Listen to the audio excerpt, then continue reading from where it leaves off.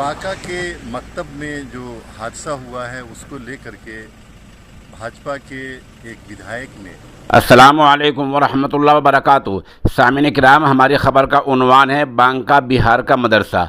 आपको पता है कि 2-3 दिन पहले वहाँ बम फटा था।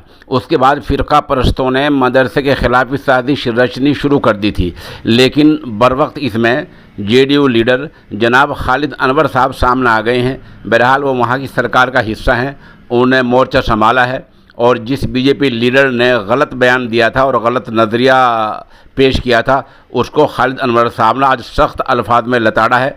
हम जनाब खालिद अनवर साहब का शुक्रिया भी अदा करते हैं और उनका वीडियो बयान हमने मंगाया वो हम आपको पेश कर रहे हैं। और खालिद अनवर साहब के जो बयानात इस बारे में तमाम अखबारात में छपे हैं उनके तराशे भी हम आपको पेश कर रहे हैं।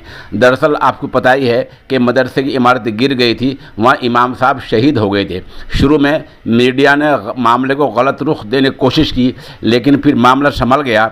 दरअसल मसला ये है, जो बम ब्लास्ट हुआ है वहाँ अभी तक पुलिस जांच कर रही है। ये वाज़ेह नहीं हो सका है बम वहाँ अंदर रखा हुआ फटा था या किसी ने बाहर से रखा था, बम की नौइयत क्या थी, किस तरह का बम था, ये कोई मामला अभी सामने नहीं आया है। पुलिस मामले की जांच कर रही है। इस बीच बीजेपी के मेंबर असम्बली ने गलत जहनीत का मुजाहरा करते हुए तमाम मदारिस की जांच की बात कही थी और मदारिस को दहशत गर्दी का अड्डा करार दिया था। इसी पॉइंट को खालिद अनवर साहब ने पकड़ा है, उठाया है, और चूँकि खालिद अनवर साहब नीतीश कुमार सरकार का हिस्सा हैं इसलिए उनकी बात अहमियत की हामिल है। आप खालिद अनवर साहब की वीडियो सुनें।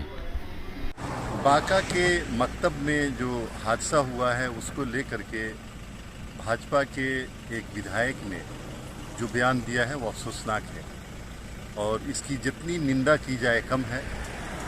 बिहार के मदरसे और मस्जिदों में इंसानियत को तालीम देने की काम होता है, इंसानियत को सजाने और संवारने का काम होता है, और इस तरह का इल्ज़ाम लगा करके एक हादसे के ज़रिया इल्ज़ाम लगाना और मदरसे और मस्जिदों की जांच का मुतालबा करना अफसोसनाक है और मैं इसकी कड़ी मजम्मत करता हूँ। ऐसा सोचना कि मदरसों में आतंकवाद की तालीम दी जाती है, ये घटिया जहन की दलील है। और मदरसे और मस्जिदों के लोगों ने ये साबित किया है कि वो इंसानियत के लिए काम कर रहे हैं, वो गरीबों और मुफलिसों को पढ़ाने का काम करते हैं।